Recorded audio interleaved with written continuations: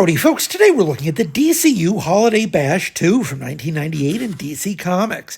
Happy holidays, friends, whatever your celebration may be. We made it another year around the big ball of fire in the sky, and that's something to celebrate. Speaking of celebration, here's a jumbo holiday special from 27 years ago, with Electric Superman and Kyle Rayner on the cover to prove it. That's a Scott McDaniel and Kevin Nowlan cover, incidentally, which points to one of the most fun aspects of these holiday specials, star-studded panels of sometimes unexpected talents coming together for something of a party. It's a sign of the times at the company that two writers appear twice. Chuck Dixon, who was writing a good chunk of the line by himself at the time, and Devin Grayson, then a rising star at the company. She's working with Will Rosato and Sal Buscema on the Green Lantern Green Arrow team-up that leads the issue, featuring Connor Hawke explaining the Four Noble Truths of Buddhism to a Christmas hostage taker. Grayson's second appearance this issue is a team-up with the great Brian Stelfreeze, inked by Carl Story, on a sweet tale of a New Year's Eve date between Dick Grayson and Barbara Gordon, from back when she was still Oracle.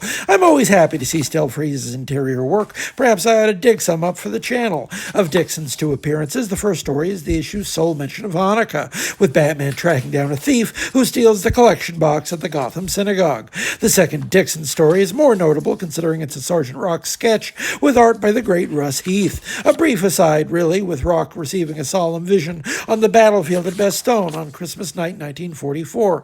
It's only 4 pages, but even just 4 pages from Russ Heath is still worth the stop.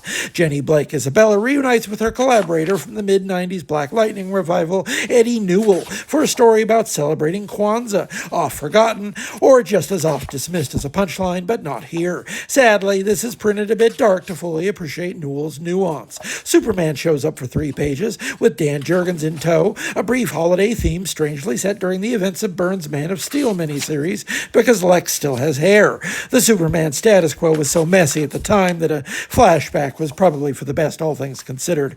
Howard Chaykin swings by. Oh yeah, I was holding back to see if you were still paying attention, with a script for the great Rick Burchett, showing us the Christmas party at the Justice Society Canteen, 1944. It's a fun one, and not just because a young ensign Jim Gordon shows up. The timeline didn't really work for Commissioner Gordon to be a World War II vet, even by 1998, don't worry, but who worries about continuity on Christmas? After that, there's only one story left in the book, and it just happens to be the most famous feature here. It's Ty Templeton's 2-page Darkseid versus Santa Claus standoff, which seems to make the rounds every year on social media. It had to come from somewhere, and that place is these pages right here.